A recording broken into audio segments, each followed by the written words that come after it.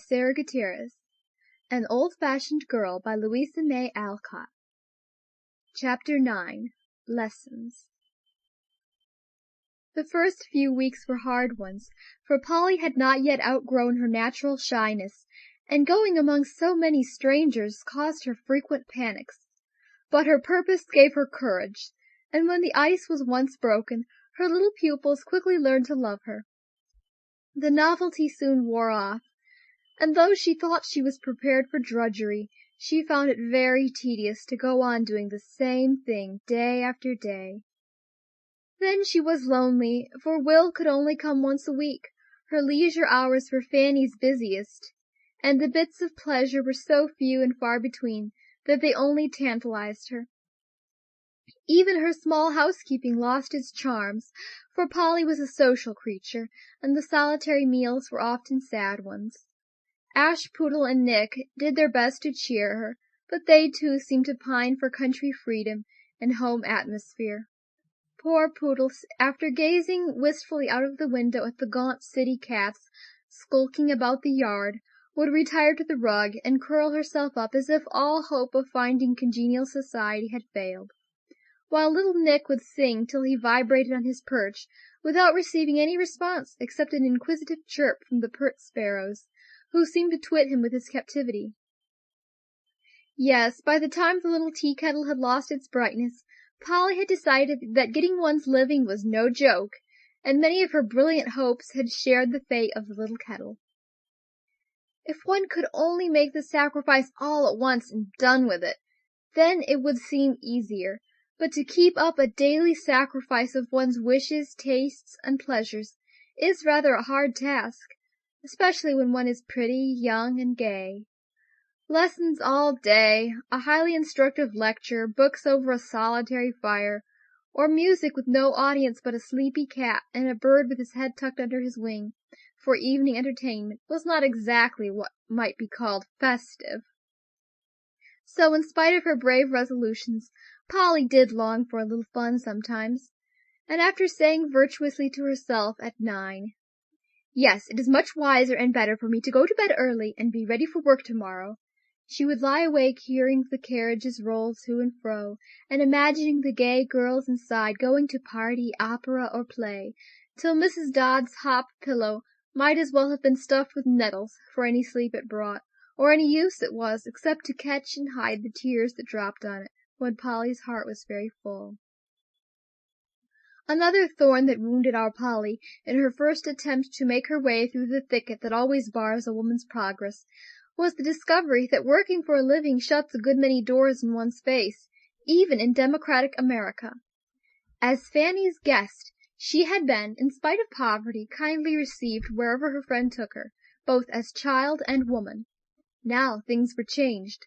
The kindly people patronized, the careless forgot all about her, and even Fanny, with all her affection, felt that Polly, the music teacher, would not be welcome in many places where Polly, the young lady, had been accepted as Miss Shaw's friend. Some of the girls still nodded amiably, but never invited her to visit them. Others merely dropped their eyelids and went by without speaking, while a good many ignored her as entirely as if she had been invisible. These things hurt Polly more than she would confess, for at home everyone worked, and everyone was respected for it. She tried not to care, but girls feel little slights keenly, and more than once Polly was severely tempted to give up her plan and run away to the safe shelter at home. Fanny never failed to ask her to every sort of festivity in the Shaw mansion, but after a few trials Polly firmly declined everything but informal visits when the family were alone. She soon found that even the new black silk wasn't fine enough for Fanny's smallest party, and after receiving a few of the expressive glances by which women convey their opinion of their neighbor's toilette, and overhearing a joke or two about that inevitable dress and the little blackbird, Polly folded away the once treasured frock, saying with a choke in her voice, "I'll wear it for Will, he likes it, and clothes can't change his love for me." I am afraid the wholesome sweetness of Polly's nature was getting a little soured by these troubles, but before lasting harm was done, she received from an unexpected source some of the real help which teaches young people how to bear these small crosses, by showing them the heavier ones they have escaped, and by giving them an idea of the higher pleasures one may earn in the good old-fashioned ways that keep hearts sweet, heads sane, hands busy. Everybody has their days of misfortune, like little Rosamond, and Polly was beginning to think she had more than her share. One of these ended in a way which influenced her whole life, and so we will record it. It began early, for the hard-hearted little grate wouldn't behave itself till she had used up a ruinous quantity of kindlings. Then she scalded poor Poodle by upsetting her coffee-pot, and instead of a leisurely, cozy meal, had to hurry away uncomfortably, for everything went wrong, even to the coming off of both bonnet strings in the last dreadful scramble. Being late, she of course forgot her music, and hurrying back for it, fell into a puddle, which capped the climax of her despair. Such a trying morning as that was! Polly felt out of tune herself, and all the piano seemed to need a tuner as much as she did. The pupils were unusually stupid, and 2 of them announced that their mamma was going to take them to the South, whither she was suddenly called. This was a blow, for they had just begun, and Polly hadn't the face to send in a bill for a whole quarter, though her plans and calculations were sadly disturbed by the failure of that sum. Trudging home to dinner, tired and disappointed, poor Polly received another blow, which hurt her more than the loss of all her pupils. As she went hurrying along with a big music book in one hand and a paper bag of rolls for tea in the other, she saw Tom and Trix coming. As she watched them while they slowly approached, looking so gay and handsome and happy, it seemed to Polly as if all the sunshine and good walking was on their side of the street, all the wintry wind and mud on hers. Longing to see a friendly face and receive a kind word, she crossed over, meaning to nod and smile at least. Trix saw her first, and suddenly became absorbed in the distant horizon. Tom apparently did not see her, for his eyes were fixed on a fine horse just prancing by. Polly thought that he had seen her, and approached with a curious little flutter at her heart, for if Tom caught her, she felt that her cup would be full. On they came, Trix intent on the view, Tom staring at the handsome horse, and Polly with red cheeks, expectant eyes, and the brown bundle in full sight. One dreadful minute as they came parallel, and no one spoke or bowed. Then it was all over, and Polly went on, feeling as if someone had slapped her in the face. She wouldn't have believed it of Tom. It was all the doings of that horrid Trix. Well, she wouldn't trouble him any more, if he was such a snob as to be ashamed of her just because she carried bundles and worked for her bread. She clutched the paper bag fiercely as she said this to herself. Then her eyes filled and her lips trembled, as she added, "How could he do it? Before her, too?" Now, Tom was quite guiltless of this offense, and had always nodded to Polly when they met, but it so happened he had always been alone till now, and that was why it cut so deeply, especially as Polly never had approved of Trix. Before she could clear her eyes or steady her face, a gentleman met her, lifted his hat and smiled and said pleasantly, "Good morning, Miss Polly, I'm glad to meet you." Then with a sudden change of voice and manner, he added, "I beg pardon, is anything the matter? Can I be of service?" It was very awkward, but it couldn't be helped, and all Polly could do was to tell the truth and make the best of it. "It's very silly, but it hurts me to be cut by my old friends. I shall get used to it presently, I dare say." Mr. Sidney glanced back, recognized the couple behind them, and turned around with a disgusted expression. Polly was fumbling for her handkerchief, and without a word he took both book and bundle from her, a little bit of kindness that meant a good deal just then. Polly felt it, and it did her good, hastily wiping the traitorous eyes. She laughed and said cheerfully, "There, I'm all right again, thank you. Don't trouble yourself with my parcels." "No trouble, I assure you, and this book reminds me of what I was about to say. Have you an hour to spare for my little niece? Her mother wants her to begin, and desired me to make the inquiry." "Did she really?" And Polly looked up at him, as if she suspected him of inventing the whole thing out of kindness. Mr. Sidney smiled, and taking a note from his pocket, presented it, saying with a reproachful look, "Behold the proof of my truth, and never doubt again." Polly begged pardon, read the note from the little girl's mother, which was to have been left at her room if she was absent, and gave the bearer a very grateful look as she accepted this welcome addition to her pupils. Well pleased at the success of his mission, Sidney artfully led the conversation to music, and for a time Polly forgot her woes, talking enthusiastically on her favorite theme. As she reclaimed her book and bag at her own door, she said in her honest way, "Thank you very much for trying to make me forget my foolish little troubles." "Then let me say one thing more. Though appearances are against him, I don't believe Tom Shaw saw you. Miss Trix is equal to that sort of thing. But it isn't like Tom, for with all his foppery, he is a good fellow at heart." As Mr. Sidney said this, Polly held out her hand with a hearty, "Thank you for that." The young man shook the little hand in the gray woolen glove, gave her exactly the same bow which he did the Honorable Mrs. Davenport, and went away, leaving Polly to walk upstairs and address Poodle with the peculiar remark, "You are a true gentleman, so kind to say that about Tom. I'll think it's so anyway, and won't I teach Minnie in my very best style?" Poodle purred, Nick chirped approvingly, and Polly ate her dinner with a better appetite than she had expected. But at the bottom of her heart there was a sore spot still, and the afternoon lessons dragged dismally. It was dusk when she got home, and as she sat in the firelight eating her bread and milk, several tears bedewed the little rolls, and even the home honey had a bitter taste. "Now this won't do," she broke out all at once. "This is silly and wicked, and can't be allowed. I'll try the old plan, and put myself right by doing some little kindness to somebody. Now what shall it be? Oh, I know! Fan is going to a party tonight. I'll run up and help her dress. She likes to have me, and I enjoy seeing the pretty things. Yes, and I'll take her 2 or 3 clusters of my daphne. It is so sweet." Up got Polly, and taking her little posy, trotted away to the Shaws, determined to be happy and contented in spite of tricks and hard work.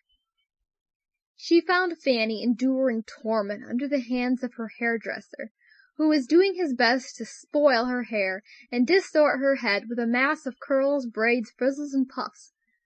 For though I discreetly refrain from any particular description, still, judging from the present fashions, I think one may venture to predict that 6 years hence they would be something frightful. "How kind of you, Polly! I was just wishing you were here to arrange my flowers. These lovely daphnes will give odor to my camellias. And you were a dear to bring them. There's my dress. How do you like it?" said Fanny, hardly daring to lift her eyes from under the yellow tower on her head. "It's regularly splendid, but how do you ever get into it?" answered Polly, surveying with girlish interest the cloud of pink and white lace that lay upon the bed. "It's fearfully and wonderfully made, but distractingly becoming, as you shall see. Trix thinks I'm going to wear blue, so she's got a green one, and told Belle it would spoil the effect of mine, as we are much together, of course. Wasn't that sweet of her? Belle came and told me in time, and I just got pink, so my amiable sister that is to be won't succeed in her pretty little plot. I guess she has been reading the life of Josephine. You know she made a pretty lady of whom she was jealous sit beside her on a green sofa, which set off her own white dress, and spoiled the blue one of her guest," answered Polly, busy with the flowers. "Trix never reads anything. You are the one to pick up clever little stories. I'll remember and use this one. Am I done? Yes, that is charming, isn't it, Polly?" And Fan rose to inspect the success of Monsieur's long labor. "You know I don't appreciate a stylish coiffure as I ought, so I like your hair in the old way best. But this is the thing, I suppose, and not a word must be said." "Of course it is. Why, child, I have frizzled and burnt my hair so that I look like an old maniac with it in its natural state, and have to repair damages as well as I can. Now put the flowers just here," and Fanny laid a pink camellia in a nest of fuzz, and stuck a spray of daphne straight up at the back of her head. "Oh, Fan, don't! It looks horridly so," cried Polly, longing to add a little beauty to her friend's sallow face by a graceful adjustment of the flowers. "Can't help it, that's the way, and so it must be," answered Fan, planting another sprig halfway up the tower. Polly groaned, and offered no more suggestions as the work went on, but when Fan was finished from top to toe, she admired all she honestly could, and tried to keep her thoughts to herself. But her frank face betrayed her, for Fanny turned on her suddenly, saying, "You may as well free your mind, Polly, for I see by your eyes that something don't suit." "I was only thinking of what Grandma once said, that modesty had gone out of fashion," answered Polly, glancing at the waist of her friend's dress, which consisted of a belt, a bit of lace, and a pair of shoulder straps. Fanny laughed good-naturedly, saying as she clasped her necklace, "If I had such shoulders as yours, I shouldn't care what the fashion was. Now don't preach, but put my cloak on nicely and come along, for I'm to meet Tom and Trix, and promise to be there early." Polly was to be left at home after depositing Fan at Bell's. "I feel as if I was going myself," she said as they rolled along.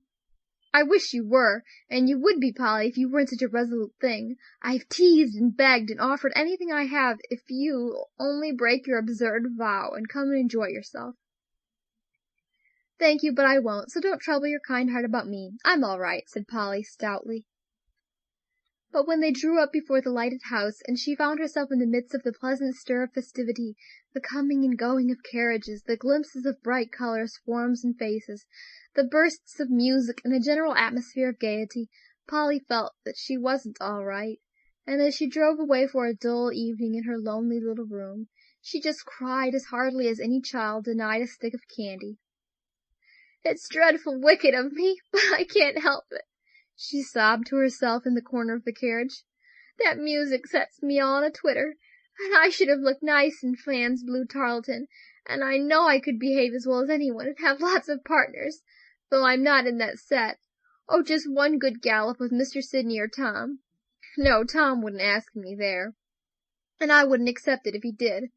Oh me, I wish I was as old and homely and good and happy as Miss Mills." So Polly made her moan, and by the time she got home was just in the mood to go to bed and cry herself to sleep, as girls have a way of doing when their small affliction becomes unbearable. But Polly didn't get a chance to be miserable very long, for as she went upstairs feeling like the most injured girl in the world, she caught a glimpse of Miss Mills, sewing away with such a bright face that she couldn't resist stopping for a word or two. "Sit down, my dear, I'm glad to see you, but excuse me if I go on with my work, as I'm in a driving hurry to get these things done tonight," said the brisk little lady, with a smile and a nod, as she took a new needleful of thread and ran up a seam as if for a wager. "Let me help you, then. I'm lazy and cross, and it will do me good," said Polly, sitting down with the resigned feeling, "well, if I can't be happy, I can be useful, perhaps." "Thank you, my dear. Yes, you could just hem the skirt while I put in the sleeves, and that will be a great lift." Polly put on her thimble in silence, but as Miss Mills spread the white flannel over her lap, she exclaimed, "Why, it looks like a shroud. Is it one?" "No, dear, thank God it isn't, but it might have been if we hadn't saved the poor little soul," cried Miss Mills with a sudden brightening of the face, which made it beautiful in spite of the stiff gray curl that bobbed on each temple, the want of teeth, and a crooked nose. "Will you tell me about it? I like to hear your adventures and good works so much," said Polly, ready to be amused by anything that made her forget herself. "Ah, my dear, it's a very common story, and that's the saddest part of it. I'll tell you all about it, for I think you may be able to help me. Last night I watched with poor Mary Floyd. She's dying of consumption, you know," began Miss Mills, as her nimble fingers flew, and her kind old face beamed over the work, as if she put a blessing with every stitch. "Mary was very low, but about midnight fell asleep, and I was trying to keep things quiet, when Mrs. Finn, she's the woman of the house, came and beckoned me out with a scared face. 'Little Jane's killed herself, and I don't know what to do,' she said, leading me up to the attic." "Who is little Jane?" broke in Polly, dropping her work. "I only knew her as a pale, shy young girl who went in and out, and seldom spoke to anyone. Mrs. Finn told me she was poor, but a busy, honest little thing, who didn't mix with the other folks, but lived and worked alone. She's looked so downhearted and pale for a week, that I thought she was sick, and asked her about it," said Mrs. Finn. "But she thanked me in her bashful way, and said she was pretty well, so I let her alone. But tonight, as I went up late to bed, I was kind of impressed to look in and see how the poor thing did, for she hadn't left her room all day. I did look in, and here's what I found." As Mrs. Finn ended, she opened the door of the back attic, and I saw about as sad a sight as these old eyes ever looked at." "Oh, what?" cried Polly, pale now with interest. "A bare room, cold as a barn, and on the bed a little dead white face that almost broke my heart, it was so thin, so patient, and so young. On the table was a bottle half full of laudanum, an old pocketbook, and a letter. Read that, my dear, and don't think hard of little Jane." Polly took the bit of paper Miss Mills gave her and read these words: "Dear Miss Finn, please forgive me for the trouble I make you, but I don't see any other way. I can't get work that pays enough to keep me. The doctor says I can't be well unless I rest. I hate to be a burden, so I'm going away not to trouble anybody any more. I've sold my things to pay what I owe you. Please let me be as I am, and don't let people come and look at me. I hope it isn't very wicked, but there don't seem any room for me in the world, and I'm not afraid to die now, though I should be if I stayed and got bad, because I hadn't strength to keep right. Give my love to the baby, and so, good-bye, good-bye. Jane Bryant." "Oh, Miss Mills, how dreadful!" cried Polly, with her eyes so full she could hardly read the little letter. "Not so dreadful as it might have been, but a bitter, sad thing to see that child, only 17, lying there in her little clean old nightgown, waiting for death to come and take her, because there didn't seem to be any room for her in the world. Ah, well, we saved her, for it wasn't too late, thank heaven, and the first thing she said was, 'Oh, why did you bring me back?' I've been nursing her all day, hearing her story, and trying to show her that there is room and a welcome for her.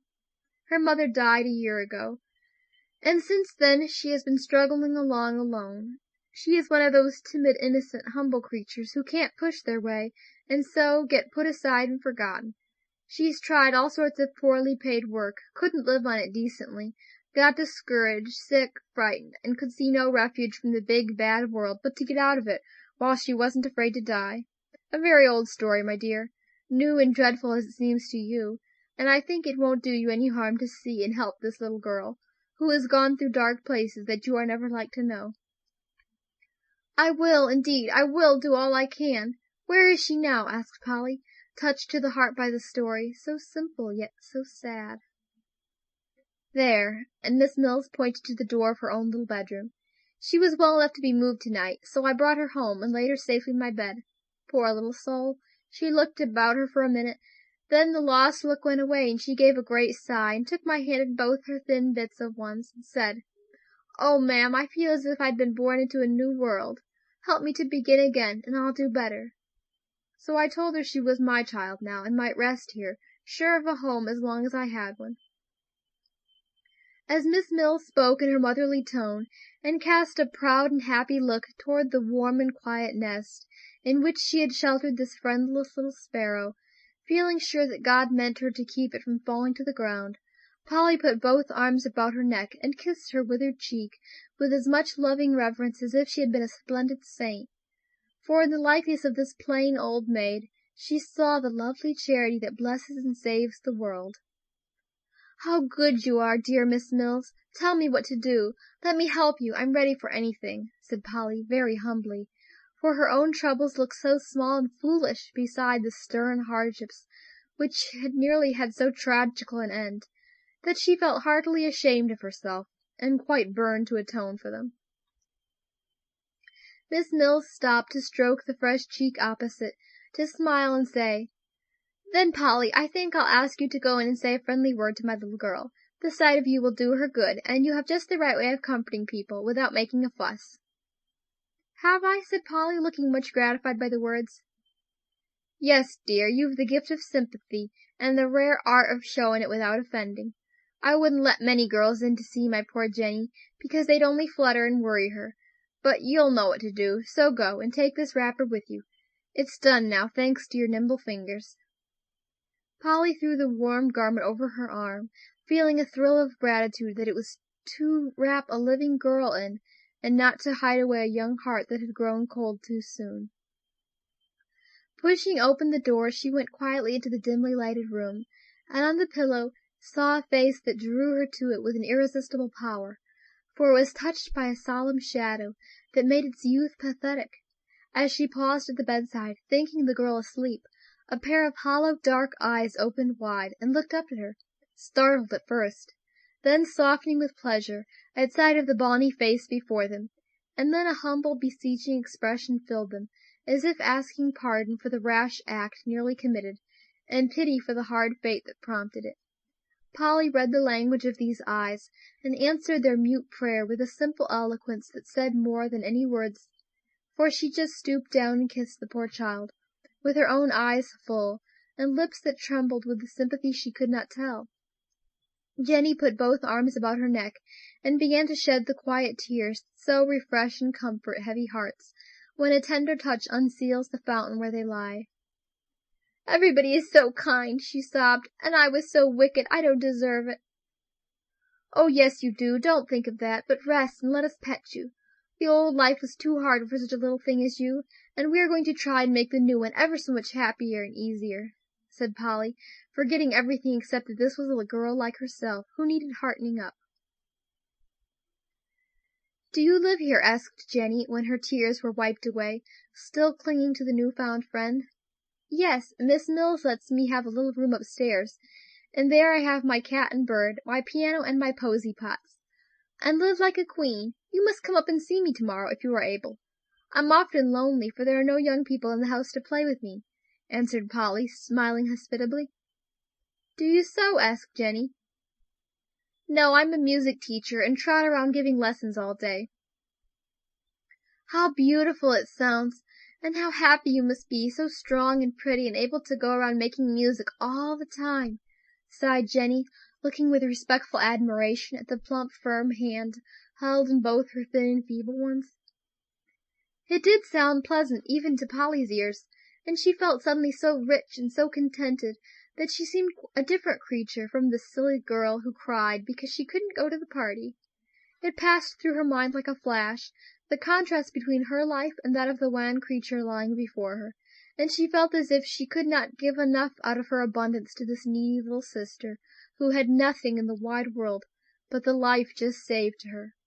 That minute did more for Polly than many sermons, or the wisest books, for it brought her face to face with bitter truths, showed her the dark side of life, and seemed to blow away her little vanities, her frivolous desires, like a wintry wind that left a wholesome atmosphere behind. Sitting on the bedside, Polly listened while Jane told the story, which was so new to her listener that every word sank deep into her heart and never was forgotten. "Now you must go to sleep. Don't cry, nor think, nor do anything but rest.